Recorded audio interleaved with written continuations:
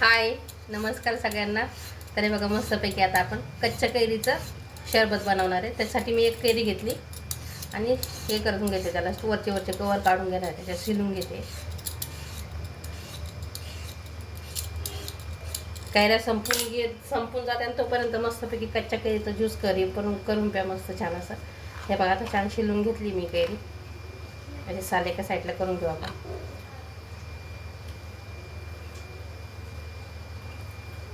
आणि कैरीचे आपल्याला असे तुकडे करून घ्यायचे.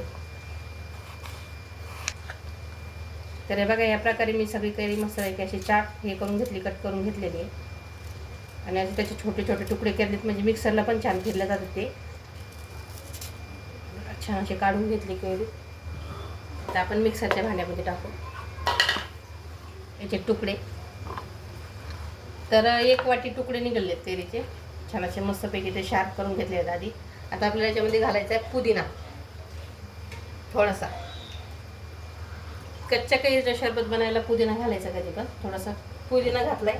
आता आपण याच्यामध्ये साखर घालणार आहे थोडी, म्हणजे आंबट गोड ज्यूस लागते, त्याचं शरबत लागते.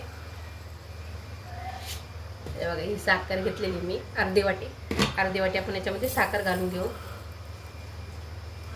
आणि मिक्सरला फिरून घेऊ. तर हे बघा, मिक्सरला फिरून घेतले मी. या अशा प्रकारे फिरून घ्यायचं एकदम बारीक. हे बघा, न पाणी घालतं फिरवलेले, मस्तपैकी असं फिरून घ्यायचंय. त्याच्यामध्ये साखर, पुदिना आणि कैरी घातलेली आपण. आता एका पातेल्यामध्ये काढून घेऊया.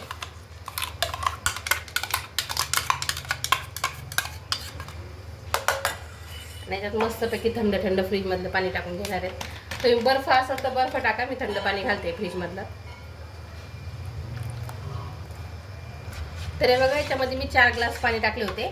मला 4-5 माणसाचं बनवलं त्याच्या कैरीचं रस शरबत. आणि आता याच्यामध्ये आपण टाकू थोडासा चाट मसाला घातलेले ना, आंबट गोड आणि मस्तपैकी त्याच्यामध्ये असा चाट मसाला थोडासा फ्लेवर मिक्स होतोय ना, तर भारी लागते प्यायला.